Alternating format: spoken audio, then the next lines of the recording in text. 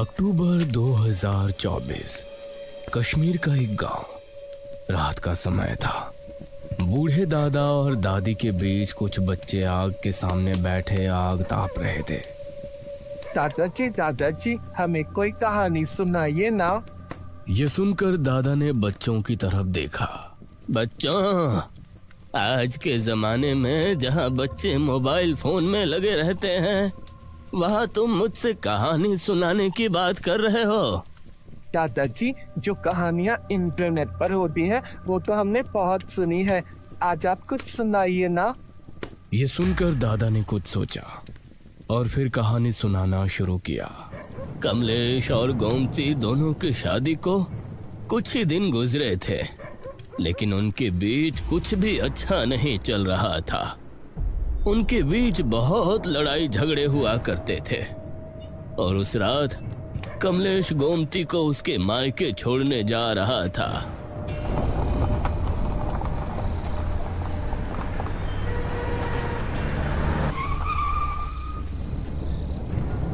क्या हुआ? अब क्या तुमसे ये गाड़ी भी नहीं चलाई जा रही? बकवास मत करो, मुझे टॉयलेट आया है। उसने गाड़ी को बंद किया और बाहर निकल झाड़ियों में चला गया। गोमती गाड़ी में बैठी बैठी बड़बड़ा रही थी। बेवकूफ आदमी, पीछे होटल से होकर आ रहे हैं, वहाँ टॉयलेट नहीं कर सकता था? कुछ ही देर में कमलेश वापस आया और उसने गाड़ी में बैठ स्टार्ट करने के लिए चाबी घुमाई। अरे, ये स्टार्ट क्यों नहीं हो रही है? लगता है ठंड की वजह से इंजन ठंडा हो गया है।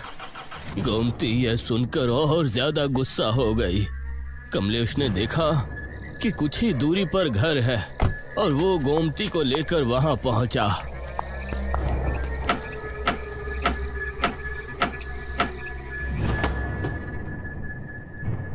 अरे बच्चों, कौन हो तुम लोग? माँ जी, हमारी गाड़ी खराब हो गई है। क्या हम सुबह तक यहाँ रुक सकते हैं? हाँ, रुक सकते हो। जल्दी से अंदर आ जाओ, रात का समय है, इस समय बाहर घूमना ठीक नहीं। बूढ़ी ने इन दोनों को अंदर ले लिया। अब दोनों उस कमरे में जाकर सो जाओ, बाहर निकलना ठीक नहीं है। जी शुक्रिया माँ जी। ये दोनों कमरे में चले गए, लेकिन वहां भी ज्यादा देर तक ये शांत नहीं रह पाए। ये सब तुम्हारी वजह से हुआ है। अगर तुम सुसु करने नहीं रुकते ना, तो गाड़ी भी ठंडी नहीं पड़ती। कमलेश ने भी उसे जवाब दिया और दोनों में बहस बढ़ गई। बूढ़ी तब तक सो गई थी। कमलेश उसी समय घर से निकल गया।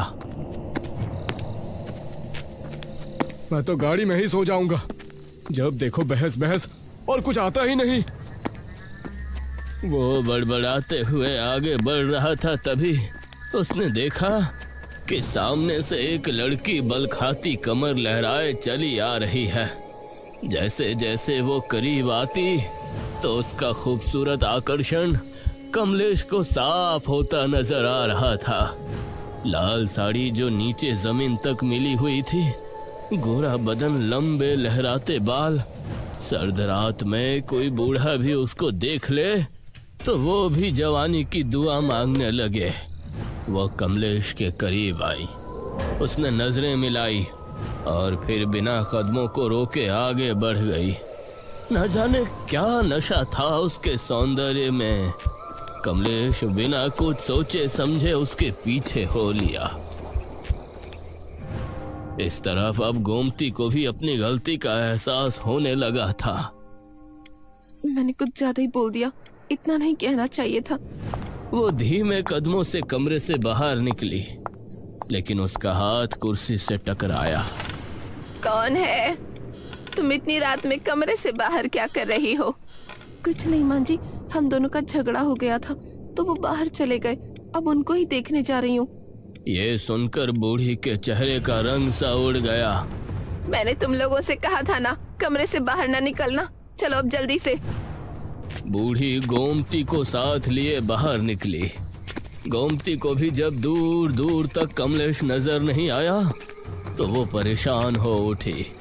बूढ़ी आगे बढ़ती जा रही थी और सामने एक गुफा नजर आने लगी थी। अम्मा जी, कमलेश मिल तो जाएंगे ना? वो नजर क्यों नहीं आ रहे? बूढ़ी ने उसकी बात का कोई जवाब नहीं दिया और कदमों को तेज कर दिया और उस गुफा के दरवाजे पर एक जूता पड़ा हुआ था, जिसे देखकर गोमती डर गई। ये तो कमलेश का जूता है, जिसका मुझे डर था वही हुआ। बूढ़ी गुफा के अंदर आगे बढ़ती रही और एक जगह जाकर इन दोनों के कदम रुक गए। बूढ़ी का दिल दहल उठा और बूढ़ी की आंखें भी खौफ से फट पड़ी। जो औरत कुछ देर पहले इतनी खूबसूरत दिख रही थी, अब वो एक बेहद भयानक डायन में बदल चुकी थी।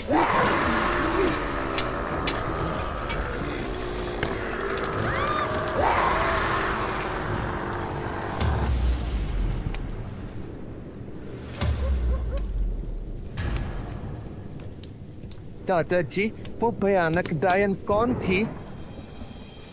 विवेक और रणविजय दोनों कश्मीर में अपने दोस्त मोहित से मिलने और घूमने के इरादे से आए थे।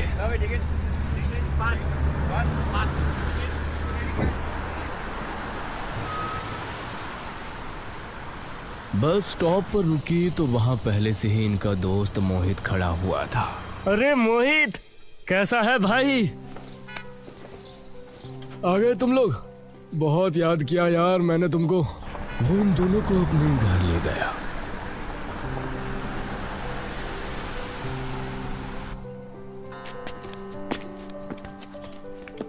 मोहित अपनी बीवी श्रुति के साथ रहता था। सभी ने साथ में डिनर किया और फिर अपनी पुरानी यादों को ताजा करते हुए बातें करने लगे।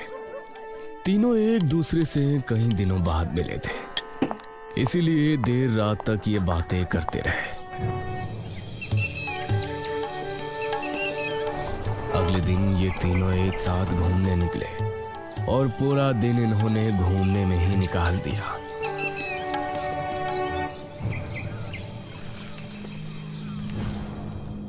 तीन दिनों तक घूमने के बाद तीसरी सुबह। यार तुम लोगों को छोड़कर जाने का मन तो नहीं कर रहा, लेकिन अब मुझे जॉब पर जाना ही पड़ेगा। 3 दिन से छुट्टी पर था ना। अरे हाँ भाई, तू जॉब पर जा, हमारी फिक्र मत कर। अरे हम तो खुद भी घूम लेंगे।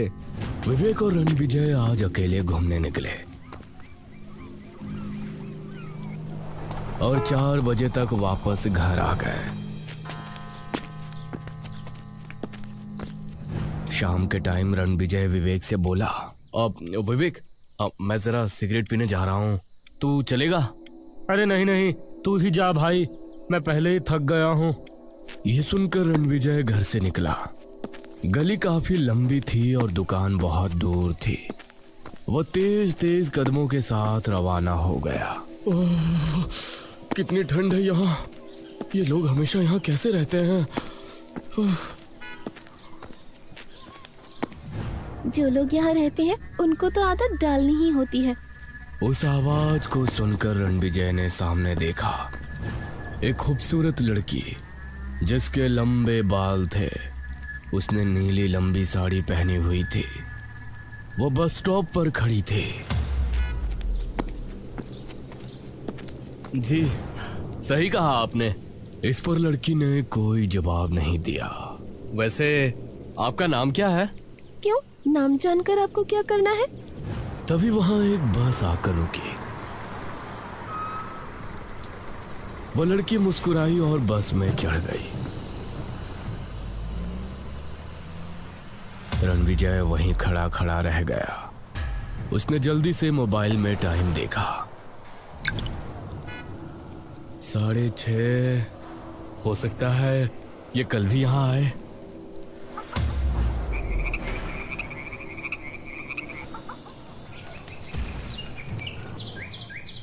अगले दिन रणविजय 6 बजे ही बस स्टॉप पर पहुंचा और खड़ा हो गया।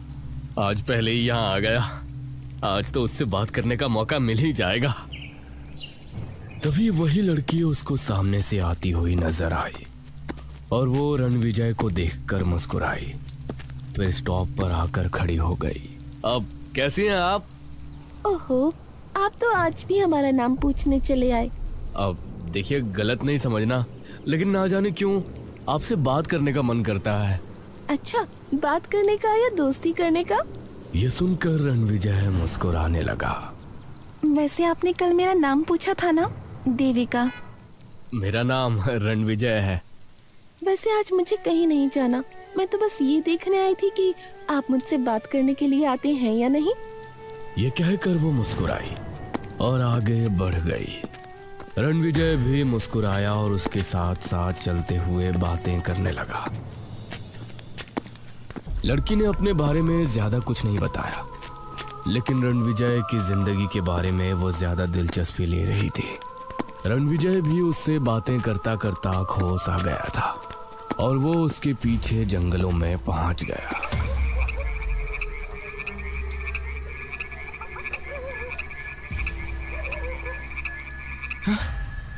अरे मैं यहाँ कैसे आ गया? मैं तो देविका के साथ था। वो उठा और घर पहुंचा। अब रात के 8 बज चुके थे। अब अगले 2 दिनों तक रणविजय उसी समय स्टॉप पर पहुंचा और 2 दिनों तक लगातार उसके साथ ऐसा ही हुआ। उसे अब अपने अंदर कमजोरी भी महसूस हो रही थी।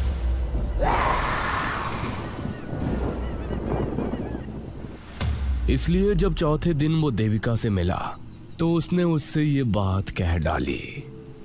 देविका, मुझे एक बात पूछनी थी। मैं रोजाना तुमसे मिलता हूँ और फिर तुमसे बात करते करते ना जाने कहाँ खो जाता हूँ, और जब होश आता है तो मैं उसी बस स्टॉप पर होता हूँ। ये सुनकर देविका को गुस्सा आ गया। तुम कहना क्या चाहते हो? बोलो, क्या मैं तुम पर कोई काला जादू कर रही हूँ? अरे मैं तो बस ऐसे ही। मैं जा रही हूँ, कल अगर मिलना हो तो आ जाना। मुझे तुमसे बात करना बहुत अच्छा लगता है, बस यही एक वजह है।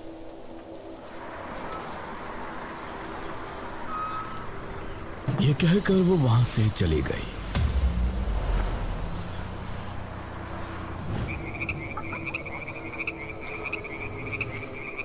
उस रात डिनर के समय विवेक रणविजय से बोला, अरे रणविजय, तुझे क्या हो गया यार? तू कमजोर होता जा रहा है। रोजाना शाम को बिना बताए कहाँ चला जाता है और 2-3 घंटे पहले तू वापस भी नहीं आता। आखिर क्या चल रहा है? अरे अब तुम लोगों से क्या छिपाना। एक लड़की है, अब देविका, मेरी दोस्त बनी है। ओहो, तो लड़की का चक्कर है। ये किस फ्रेंड की बात कर रहे हैं? अब भाभी जी, वो एक लड़की है, बस स्टॉप पर रोजाना मिलती है मुझसे, बहुत बातूनी है। ये सुन श्रुति ने मोहित की तरफ देखा और बोली, कहीं वो लड़की तुमको अपने साथ किसी जंगली इलाके में तो लेकर नहीं जाती? ये सुनकर रणविजय को थोड़ा हैरानी हुई। हाँ, ले जाती है, लेकिन तुम लोगों को कैसे पता? क्या उससे मिलते समय तुम्हारे साथ कुछ अजीब होता है? कुछ बहुत अजीब? हाँ, मैं रोजाना उससे मिलने जाता हूँ और फिर उससे बातें करते करते उसके साथ जंगली इलाके में चला जाता हूँ, लेकिन फिर जब मैं होश में आता हूँ तो बस स्टॉप पर ही होता हूँ और मुझे कुछ याद नहीं रहता कि 2 घंटों में मेरे साथ क्या हुआ था। मोहित, जरा देखो, रणविजय की गर्दन के पीछे कोई निशान तो नहीं है?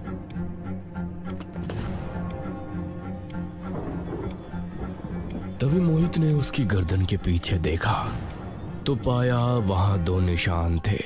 हाँ जान, यहाँ 2 निशान है, जैसे किसी ने दांत मारे हो। जिसका डर था वही हुआ। ये सुनकर रणविजय परेशान हो उठा। अरे तुम लोग कब तक पहेलियां बुझाते रहोगे? कुछ बोलोगे भी कि मेरे साथ क्या चल रहा है? ये कश्मीर है, जिसे धरती का स्वर्ग कहा जाता है। हर एक जगह खूबसूरत वादी, खूबसूरत बड़े बड़े पहाड़। जो भी यहाँ आता है, यहाँ से जाने का उसका मन ही नहीं होता। जहाँ हमारा कश्मीर बहुत ही खूबसूरत है, वहीं यहाँ के लोगों के बीच एक डर भी बना रहता है। कैसा डर? रानटस। रानटस? वो क्या होता है? जिस तरह चुड़ैल, डायने और पिशाचिनी होती हैं, उसी तरह रानटस भी एक डायन ही होती है। ये कश्मीर के पहाड़ी इलाकों में गुफाओं में वास करती है और अक्सर ये जवान मर्दों को अपना शिकार बनाने के लिए एक खूबसूरत रूप में निकलती है। फिर ये उसको अपने प्यार के जाल में फंसाकर पूरे 7 दिनों तक उसकी जीवन शक्ति को धीरे धीरे खत्म करती रहती है। वो इसके प्रभाव में इतना बहक जाता है कि उसको ये भी पता नहीं चलता कि वो धीरे धीरे कमजोर होता जा रहा है। और फिर 7वें दिन ये उस आदमी को अपनी गुफा में ले जाती है और फिर वहाँ उसका अंत कर देती है। ये सुनकर मोहित, विवेक और रणविजय तीनों ही हैरान रह गए। मतलब वो मुझे भी खत्म कर देगी? नहीं, अब तू उसके पास नहीं जाएगा। इनको जाना होगा, अगर ये नहीं गए तो वो यहाँ आ जाएगी। तो तुम क्या कहना चाहती हो कि मैं अपने दोस्त को खुद मौत के मुंह में धकेल दूं? नहीं, मैं ये नहीं कह रही। मैं बोल रही हूँ कि तुम उसको छल से मार सकते हो और इस तरह तुम अपने आप को उससे बचा सकते हो। मैं उसे मार सकता हूँ? एक डायन को? वो कैसे? तुम कल जब उससे मिलने जाओ तो तुम अपने साथ चंदन की लकड़ी का एक खंजर लेकर जाना और जैसे ही वो तुम्हारे सामने हो तो तुम उसकी गर्दन में उसे गाड़ देना। चंदन की लकड़ी के हथियार से रांटस को मारा जा सकता है।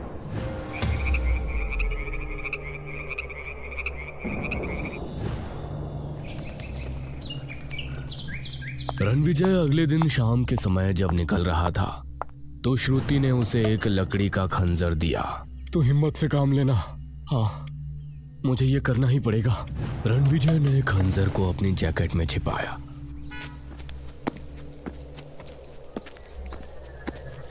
और बस स्टॉप पर पहुंचा और उसके आने का इंतजार करने लगा। 25 मिनट ऊपर हो गए, ये अभी तक क्यों नहीं आई? तभी उसको सामने से वो देविका आती हुई नजर आई। करीब आकर उसने रणविजय को देखा। अरे आप यहाँ?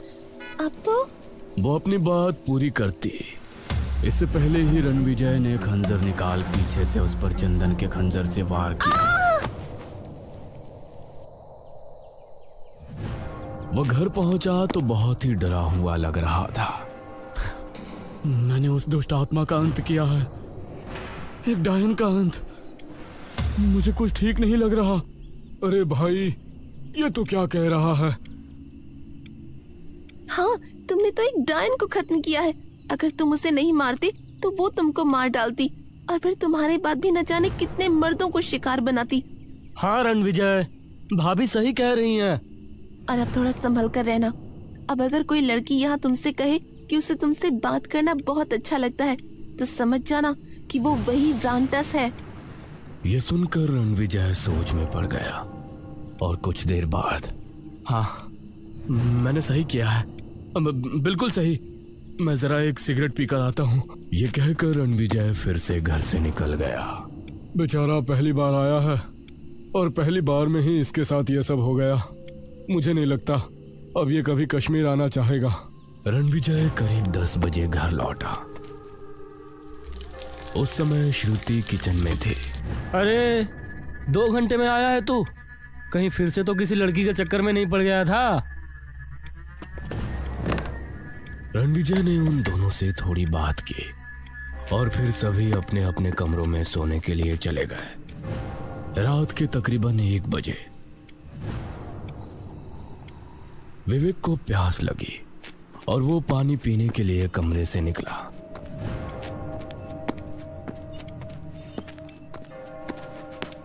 तभी उसने श्रुति को सामने देखा। भाभी जी, आप? इस पर श्रुति उसको देखकर मुस्कुराई। उसकी आंखें लाल लाल चमकने लगी।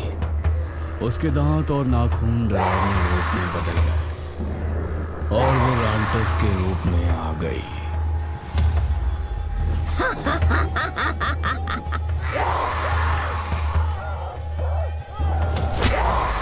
इससे पहले ही रणविजय ने खंजर निकाल पीछे से उस पर चंदन के खंजर से वार किया।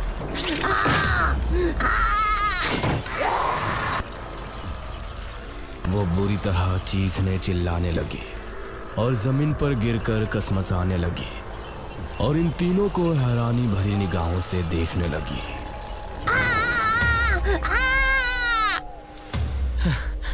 तुमको यही लग रहा है ना? हमें तुम्हारे बारे में कैसे पता चला? खेल तो तुमने बहुत अच्छा खेला था, लेकिन जब मैंने तुम्हारे मुंह से वो बात सुनी। अब अगर कोई लड़की तुमसे यहाँ कहे कि उसे तुमसे बात करना बहुत अच्छा लगता है तो समझ जाना कि वो वही रांटस है। तो मुझे यकीन हो गया कि तुम श्रुति भाभी नहीं हो, क्योंकि ये बात रांटस ने मुझसे कही है।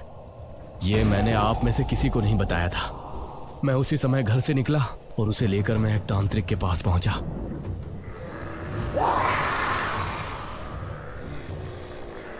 तो उसने बताया कि वो चंदन की लकड़ी का खंजर नहीं है।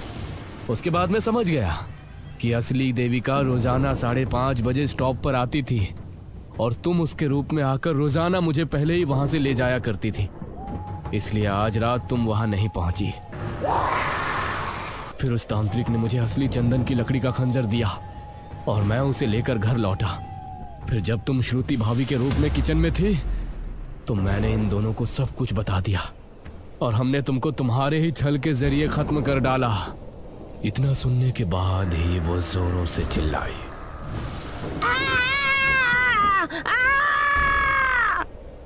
और फिर खत्म हो गई। अब जल्दी से श्रुति को ढूंढो, वो यहीं कहीं होगी।